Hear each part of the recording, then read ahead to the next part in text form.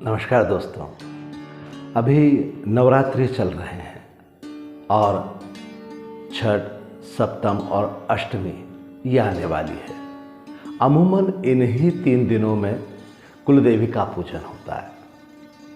आप भी अगर कुलदेवी का पूजन करना चाहते हैं और आपको अपनी कुलदेवी का नाम और उनके पूजन का तरीका मालूम नहीं है, क्योंकि आजकल कई छोटे छोटे से परिवार हो गए हैं, बुज़ुर्ग रहे नहीं जिनसे आपको वो मालूमात हो सके, तो ये दिक्कतें काफ़ी लोगों में आती है। मुझसे कई लोगों ने पूछा कि भाई हमें कुलदेवी का मालूम नहीं है, कैसे हम पूजन करें।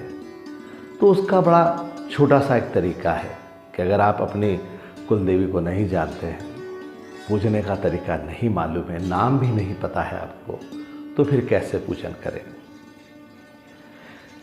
दुर्गा सप्तशती में एक नवार्ण मंत्र आता है, ओम आईं ह्रीं क्लीं चामुंडाय विच्चे। तीनों धाराएं इसमें। तो जितनी भी देवियों का प्रादुर्भाव हुआ है वो दुर्गा से ही हुआ है। तो इसे आप एक मास्टर की मान सकते हैं कि सारी देवियां इसी में निहित हैं।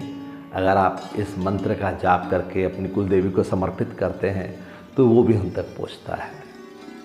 जाप के बाद में बारी आती है हवन की या होम या अग्निहोत्र कैसे करें। तो उसका बड़ा एक सीधा आसान तरीका है। एक जो कंडा होता है ना गाय की ओपले का, आप उसे ले लीजिए और एक हवन कुंड। अब उस कंडे को आप अच्छा गर्म लाल कर लीजिए। जब उसका धुआं निकल जाए तो उसे आप अपने हवन कुंड में डाल लीजिए। उसमें डालने के बाद 1 चम्मच शुद्ध देशी गाय का घी उसमें डालिए और माचिस से वो जोत उसके अंदर आप लगा दीजिए। मतलब वो अग्नि देंगे तो वो घी उसमें आग पकड़ लेगा और एक जोत जल जाएगी। जब वो जोत जल जाए तो आप 2 लौंग लीजिए, 2 लौंग है ना, 2 लौंग का एक जोड़ा, और कुलदेवेभ्यो नमः स्वाहा ये बोल के डाल दीजिए।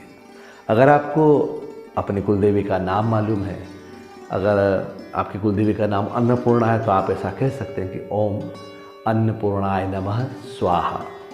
वो 2 जोड़े 2 बार आपको डालना है।